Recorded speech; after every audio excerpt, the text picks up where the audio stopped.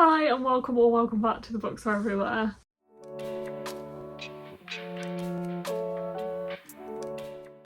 Today I am here with my January wrap-up. It is the first wrap-up of 2026, which is crazy. I always like to kick January off with the best start to my reading that I possibly can, which is massively helped by my little reading retreat that me and my best friend Courtney go on every single January. Well, we have done for the past 3 years, and it's definitely something that we want to continue and just feel is kind of vital to our mental health, to be honest.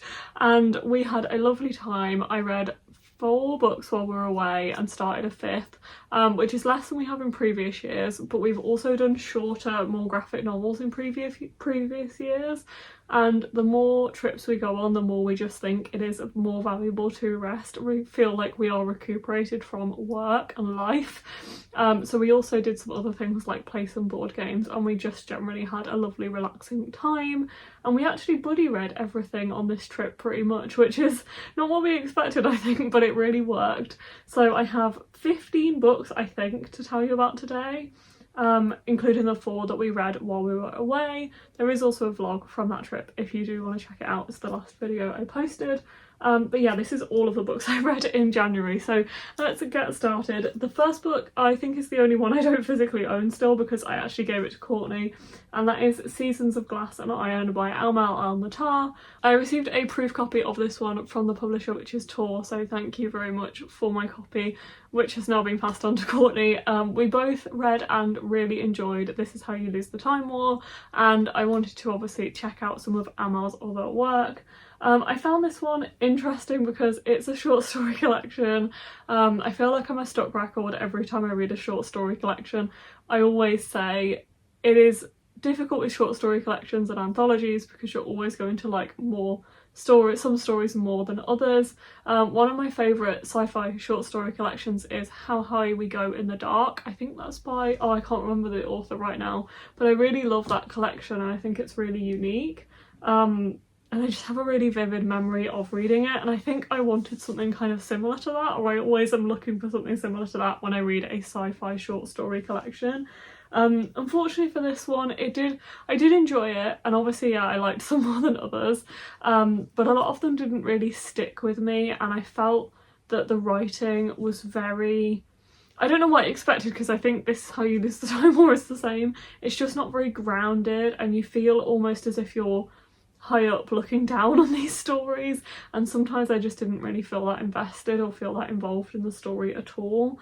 I think it's worth checking out if you really like Amal El-Mohtar's writing, and if you enjoyed This Is How You Lose the Time War. I don't know why I enjoyed that one so much. I think it worked so well with the 2 characters and with the 2 authors, and I did feel quite invested in that story, whereas I think because these were short stories I just didn't really get that involved and invested in them. I still enjoyed it. I gave it 3 stars overall. The next book I read is In the Lives of Puppets by TJ Klune. I've had a few friends read this recently. I think Alex read this recently and was saying she enjoyed it, and I just wanted to have this vibe, I guess. I haven't read anything by TJ Klune in a good while now, but I really love The House in the Cerulean Sea and Under the Whispering Door. Is that what it's called? Yeah, Under the Whispering Door. I love those so much, and I guess I just felt like I wanted to read something else by him. I have heard, I think most people who have read anything else by him, anything later, haven't enjoyed it quite as much, and I definitely felt like the same with this. I think because House in the Cerulean Sea and Under the Whispering Door are just some of my favourite books ever, so to reach that height I think is very difficult, but I wanted to get back into something, I guess, kind of similar to that, and just like kind of something cozy. I also really like the audiobooks for his books, so I listened to this one on audio. I think the narrator is really good, although I have to say I struggled with the narrator in one way, because the narrator does a very similar voice for one of these characters as they use in the audiobooks for the Cerulean Sea and Somewhere Beyond the Sea. I think it's the voice that they use for Chauncey, and it's got a very distinctive voice, and they use the same voice for one of the characters in here, and I just really struggled with obviously differentiating them.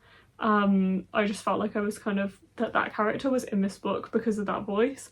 But anyway, this is following a kind of found family of robots, a human, and a dad who is an android. I think we know that from the start. Yeah, and we basically go on a quest as the kids try to get the dad back. I think I can say that because I think that's in the, yeah, I think that's in, it's kind of what's in the synopsis. But yeah, this is very found family, heartwarming. I really enjoyed that aspect of it. I definitely felt like there's not, I think if you look at the story at a higher level and you can describe it very quickly, and I don't feel like I got that much else out of it, I guess. Like, the actual story of it is told over a very long period, considering we are going on this journey but not that much happens. I don't know how to describe it, but yeah, I definitely felt like there was a bit, I just wasn't paying that much attention to some of it, I guess. There's a lot of kind of day-to-day that washed over me, but I really like the found family aspect and the characters in here, and I think that's what this book is about. And also just talking about how different species and different people get on and become a family, and that was really sweet and approached in a very nice way, and it's just quite heartwarming, so I did really enjoy that, and I gave this one 3.5 out of 5 stars. Then I started a buddy read with my friends, and we started reading the Daughter of Smoke and Bone series by Laini Taylor. So I've read that one, and I also read Days of Blood and Starlight, and I'm currently reading Gods and Monsters, Dreams of Gods and Monsters, which is the 3rd book, and I'm about halfway through right now. As you can see, there's a thick book, so I'm really glad that we buddy read these because it was probably one of the more intimidating series on my TBR.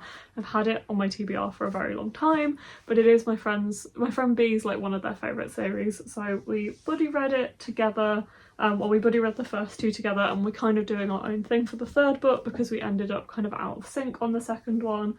But yeah, I read Strange the Dreamer a few years ago on audio, and it just completely went over my head, and I don't remember a lot about it at all, and I think reading this physically definitely helped. But Laini Taylor also has a kind of writing style where you don't feel that grounded a lot of the time, and I think we all kind of found that. I think it can be quite a love or hate, like Marmite kind of writing style as well. I quite like it, but I find it interesting how the writing really goes from feeling like you are there with the characters to feeling like, and you are, you know, everything's happening, you can picture everything perfectly, to being like, what is going on in the next, like from one page to another. That's still how I feel reading the 3rd book. I am enjoying this series, and I really liked the 1st book, and I think the fact that the 1st book is set mostly in the real world really helps. As the series goes on, it's got a lot more fantasy elements in it, which I think is what I struggle with, and I also feel like in every book, I think she really just dumps you in the world and wants you to catch up, and doesn't really explain what's going on. It's just like you have to try and pick up what's going on. I don't know, that's how I feel about it anyway, and I think I kind of struggled with that. But anyway, I have not told you what this book's about. We are following, I don't know what, I'm going to read the synopsis because I think being like 2.5 books in means I don't know what I should be telling you. Around the world, black handprints are appearing on doorways, scorched there by winged strangers who have crept through a slit in the sky. And in the tangled lanes of Prague, a young art student named Karu, I'm not sure, Karu maybe, is about to be caught up in a brutal otherworldly war. When a stranger, beautiful haunted Akiva, fixes his fire-coloured eyes on her, the result is a star-crossed love whose roots drink deep of a violent past. From Master Storyteller and National Book Award finalist Laini Taylor comes a sweeping, gorgeously written modern fantasy about a forbidden love, an ancient and epic battle, and a hope for a world remade. Okay, that's interesting because I didn't actually read the synopsis, I think, before I read this one. But yeah, I like the characters a lot, and I definitely want to read the novella Night of Cake and Puppets, and I think the concept of that sounds great and sounds like what I love the most about Laini Taylor's writing. I also like the relationships in here a lot and the characters a lot. So yeah, an interesting one. I am enjoying it. I gave the first one I think 4 stars and the second 3.5. Yeah, and I don't know what the last one's going to be. Maybe a 3, maybe a 3.5. We'll see how the second half goes. Then I picked up Marigold Mind Laundry by Jungeun, and this is a Korean, it says a soul-stirring Korean bestseller that's been translated into English. This came out in 2024 and I was sent an unsolicited proof and I finally got around to reading it. And it's basically a, what's it called, healing fiction book about somebody who starts a laundry, like a laundrette, but where you can go and also get some of your memories removed, kind of, but obviously that comes with like a price of removing good stuff as well as bad stuff. It follows a kind of traditional, I guess, Japanese or Korean translated fiction element of following different segments that follow different people who go to this laundrette, which I think is very typical of like healing fiction, translated fiction. But yeah, I enjoyed this one. It was quite heartwarming. I loved some of the characters and I think their stories were really interesting and really well written. I love the atmosphere of it, and the fact it's set in like a seaside town was really sweet as well. I'm just seeing if I've missed anything from the synopsis, but I think I've explained it well enough. But yeah, I did enjoy this one. I think towards the end I didn't feel like I was getting any more out of it. I think I enjoyed the first half maybe more than the second half. I gave it 3 stars overall. I did really like this. I did like this. I don't think it did anything like exceptional for me. Then we have another audiobook, which was Stone Blind by Natalie Haynes. I just picked this up on a whim, I think, because I needed a shorter audiobook and it's only about 8 hours long. And this is following Medusa's story. And Natalie Haynes, if you don't know, I think she was a comedian, I think, and she's a stand-up comedian, maybe? I don't know. I've seen her on stage, but kind of not doing comedy, kind of talking about her books. And she's also written non-fiction Greek mythology. I still haven't read Pandora's Jar, but I do own it. And she's also written Greek mythology that's fiction.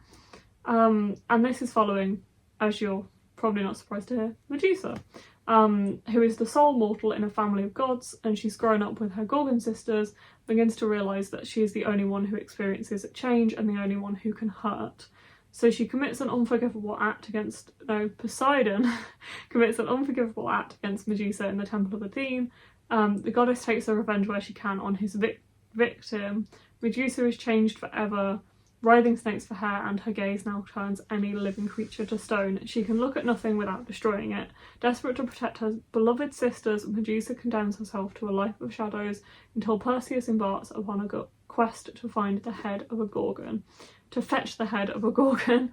I really liked the first half of this. I felt so involved in the story. I understood everything that was going on. I struggle with Greek mythology because I don't know a lot about it, and I've read not quite a lot, but a couple of, I've translated a couple of Greek mythology books now, and I often find that they kind of go over my head because of the lack of knowledge I have about Greek mythology in general. But I felt the first half of this, I felt really easy to understand, and I really liked what was happening and the characters, and I actually got what was happening. And then I think as more characters are introduced like later on in the story, it just became too much and I really lost what was happening. And I think I read some reviews that other people said similar things, that they just didn't really grasp what was going on in the second half of the story, and there's just too many characters that are introduced. And I do agree with that, definitely. So this was okay. I liked it. I really liked the first half. It's a shame that it didn't continue with the second. And I just felt like some of it really went over my head, so I gave this one 3 out of 5 stars as well. We are now into the books that me and Courtney read when we went away, so I did talk about these in the vlog, so I might not say as much here about them, and you can go and check out the vlog if you want to hear my thoughts on them as I was reading them. But first we read Automatic Noodle by Annalee Newitz, which is a novella, so it's about 160 pages I think. Very kind of similar vibes to like Becky Chambers, Martha Wells. I haven't read Martha Wells, but I really like Becky Chambers' work. And this one is following a group of, it's a near future, so it's set in, I think, was it LA? San Francisco. And it's 2060s, I think, or is it 21 something?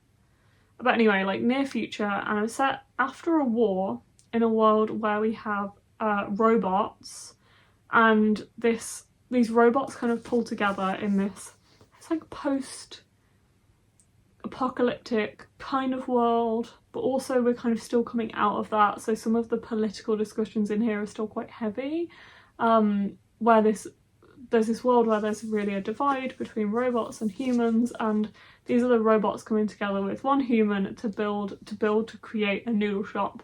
And it's a very heartwarming story. It is not light and fluffy, it definitely has some hard-hitting elements, and it also can be a little bit difficult to grasp, I think, at the start. There's some terminology that is explained, but it's kind of, you're thrown into the world a little bit. I really liked this one, loved the characters. Both me and Courtney said that if we'd have felt more invested from the start, we'd have given it 5 stars. I gave it 4.5 stars, just because it did feel like it took a little bit of time to get into it, but by the end, just really loved this one. We then read The Agency for Scandal by Laura Wood, which is the start of a historical romance mystery series, following our main character in Victorian London, I believe, if I remember rightly. Is it Victorian? Anyway, she is hopelessly in love with a duke who doesn't know she exists. Well, she thinks he doesn't know she exists. Her family's fortune is lost, but she also has this job at the Aviary, which is like a group of women who specialise in blackmailing powerful men, and then her secret crush becomes embroiled in the case that she's working, and the two have to work together. And the romance in here is obviously, it's Laura Wood, so it's going to be great. I love the concept of this. I do feel like me and Courtney both felt like the romance just wasn't as maybe believable as in others. It was a little bit more insta-love, I guess, and we didn't really see them spending that much time together and really falling for each other. We really like a lot of Laura Wood's books, like Under a Dancing Star, Snowfall of Silver, like those books. The concept of this, I think we both really liked, and we always like Laura Wood's writing and feel like we're really involved in the story. I think with this we didn't feel it quite as much, we didn't shut out like the world quite as much, but we still really like this and I gave it 4 out of 5 stars. The next one we picked up is I Hear the Sunspot 4 Seasons Volume 3, which I think is Volume 8 overall. This is a manga, it's a boy love, so it's a male romance manga following Nghi, who has severe hearing loss, and in college he meets Teichi, and Teichi is kind of note-taking for him at college, and then they build a friendship and then a relationship. We are now kind of years on from that, I think, or a couple of years on from that. It's graduation nearing for Nghi, and there's a job offer in hand, and this is kind of following him going into work in a summer internship, and it's very focused on work and also how and also what it's like working with hearing loss and with disabilities. It's like the main focus of this book, which I think was not really what we expected. I much prefer actually being with the boys and seeing their romance, and I think this series does a good job of talking about a lot of other things and also heavier topics really well, but when it's not balanced out with actually seeing them and their romance, it's a little bit disheartening, I guess, and I think other people felt the same looking at the reviews from this. The other thing I will say is there's a lot of characters in here and it's difficult to follow if you don't read them back to back, and I think we both said that it'd be much easier to read them back to back. Still liked this, but the next one is apparently going to follow the boys a lot more, which I'm looking forward to. I gave this one 3.5 out of 5 stars. And the next one was my first but not last 5-star of January, and that is To Be Taught If Fortunate by Becky Chambers, which was our other buddy read of the holiday. I think our last buddy read that we have here. Yeah, our last buddy read of the holiday. This is in the 22nd century and it's following scientists and they've made a breakthrough in human spaceflight, and we're following a small crew who are going off Earth, kind of away from Earth, not as far as they can go, but as far as they can feasibly go, to explore other planets. And we're following Ariadne, who is going to ecologically survey for habitable worlds 15 light years from Earth, and she has fellow crewmates, so 3 others I think, fellow crewmates, but as they shift both form and time, life on Earth has also changed, They're faced with the possibility of returning to a planet that has forgotten those who have left, and she begins to chronicle the wonders and dangers of her journey in the hope that someone back home is still listening. This is reflective, I think is the best way. It is emotional, it's beautiful, it's only 120 pages. It is so well written. You feel everything Ariadne feels and everything they are going through. If she is unsettled, you feel unsettled. I don't know how to describe how Becky Chambers does this. You feel so enveloped by this story. The writing is just entrancing, and we both felt like on edge when they were on edge and emotional when they were emotional, and it's so reflective, like how she uses this time that they're obviously in space to talk about Earth and to talk about humanity, and it's a really well written book, and I really, really loved it, and I gave it 5 stars, no surprise, and Courtney did too. We both really loved that one, but it did leave us very reflective afterwards. I then started my last book of the trip, but I didn't finish it. I finished it like a week later, went into a little bit of a reading slump, but it was The Chosen and the Beautiful by Nevo. This is one I've had on my shelf for way too long, and when I realised that I took it last year and didn't read it, and I took it this year, Courtney was like, you have to read that one if you're going to start any of your own books that we weren't buddy reading together. It has to be that one because you bought it with you last year as well. So I finally read it, and it is following immigrant socialite and magician Jordan Baker, who has grown up in the 1920s in American society, in the Jazz Age, but she's also queer and Asian. She's a Vietnamese adoptee who is treated as an exotic attraction by her peers, and she has the most important doors remained closed to her. The world is full of wonders. We are in a world of kind of magic. There is infernal pacts, dazzling illusions, lost ghosts, and elemental mysteries. All paper is fire, and Jordan can burn the cut paper heart out of a man. She just has to learn how. This is a reimagining of Gatsby, which I have a love-hate relationship with. I like Gatsby in the way it speaks about the society in this age, and I think it's really clever that we have that study of American society in the Jazz Age, but I also think I don't like it. I don't like the characters, I don't like the story, and I think I kind of felt similarly about this, I guess. I liked this more, I'd say, maybe than Gatsby. I enjoyed this more, but I think both books are not something you enjoy, they're something you appreciate, and you can say that they're good objectively even if you didn't really enjoy them. I think this was really interesting, and I really liked the way we talked about obviously Jordan being this immigrant in this landscape in this time, but I also quite like the writing style, but I did find it quite literary and difficult to read in places, and it was, I don't know, I felt similar to as I did to Gatsby. I gave it I think 3 stars in the end. I did like it, but it's not one I'd probably want to pick up again. I didn't enjoy it. I don't know how to describe it any other way. Yeah, it's an interesting one. I then picked up Hang the Moon by Alexandria Bellefleur, and this was just when I was doing some decorating in the house, and I think I listened to this audiobook so quickly that I kind of forgot that I read it. So I listened to it in like a day, I think. This is the second book in the series, which I can't remember what the first book is called. Written in the Stars. Yeah, I have them the wrong way around on my shelf. This is a queer rom-com. I'm literally gonna have to read the synopsis of this because it's just, I enjoyed this, I know I enjoyed it, but it's just left my brain. Oh yeah, so this is following Brendan. They're side characters from the first book. He's created a dating app, but he himself is kind of not cynical about love, but kind of struggling with finding the one, even though his whole dating app is like believing that the one is out there. And he's kind of just dating at the moment, trying to find somebody that he really likes, when his sister's best friend turns up in Seattle unexpectedly, and Brendan kind of jumps at the chance to hang out with her.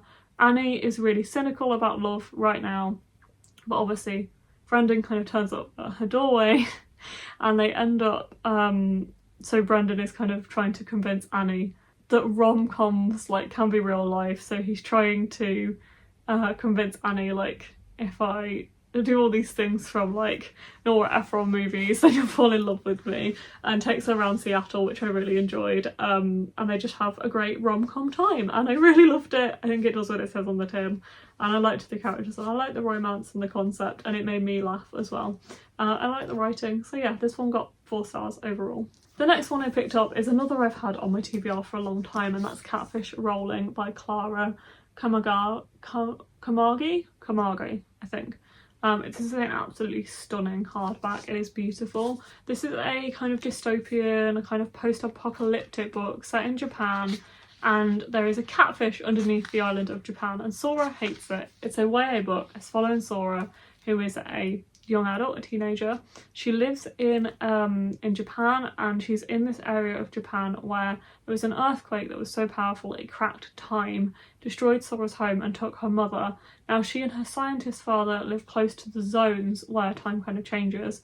They're wild, abandoned, dangerous places. Time distorts, memories fracture, and shadows, a glimmer of things not entirely human, linger. Sora's father goes missing, and she has no choice but to venture into these spaces where she lost her mother, but she wants to find her father and mother and even the catfish itself. And I actually really enjoyed this. I don't know what I expected from it, but I think I expected to not enjoy this as much as I did, and I did like this, and I thought the concept was really good. I liked the writing, and I liked Sora as a character and what she was doing in this book, and it was really interesting. And as I said, yeah, it's set in Japan. I thought the concept of it with the time and the zones was really interesting. I think by the end I kind of not lost interest, but felt like maybe not as much was kind of happening or changing, and I lost, once that intrigue kind of wore off, I didn't enjoy the second half as much as I did the first half. But overall I thought the concept was really cool. This book is just so beautiful. I gave this one 3.5 out of 5 stars, and I enjoyed the audiobook too. I think the last book I have to talk to you about is The Wishing Game by Meg Shaffer, and this was my second 5-star of January. I really enjoyed this. It is like a children's book written for adults. It's like Caraval, there is like a game, but it's just not a surprise. It's just so good, so cozy, so enthralling. It's also kind of Cerulean Sea-esque, it's kind of Becky Chambers-esque in this like found family aspect. It's following Lucy, who feels kind of alone and neglected by her family. She finds solace in books she has done since she was a child, namely the Clock Island books series by Jack Masterson. She's 26 now, she's a teacher's aide, and she is able to share her love of reading with her bright young students, especially 7-year-old orphan Christopher, who Lucy wants to adopt and would give anything to adopt him, but she doesn't have the money to be able to do it. But then there is a contest announced by Jack Masterson. He's finally written a new book. He's holding a contest on his island, and Lucy is one of the 4 contestants chosen to compete to win the one and only copy, which would then kind of win fame and fortune as well. But she has to contend with obviously all the collectors, and she has a kind of, there's a distractingly handsome illustrator of the books who lives on the island as well.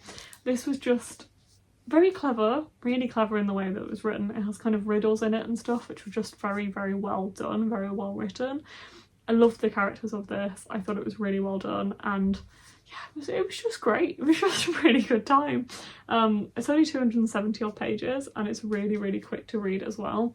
There's just so much in here that I just really liked, so yeah, I gave this one 5 out of 5 stars. So those are all of the books that I read in January. I think it's 15. Okay, I finished 14, and then I started Dreams of Gods and Monsters at the end of the month, so we've talked about 15 books overall, I believe. But yeah, I felt like this was a great start to the year. Thank you so much for staying with me for this like quite long wrap-up video, and I hope you've enjoyed, and I will see you in the next video. Bye!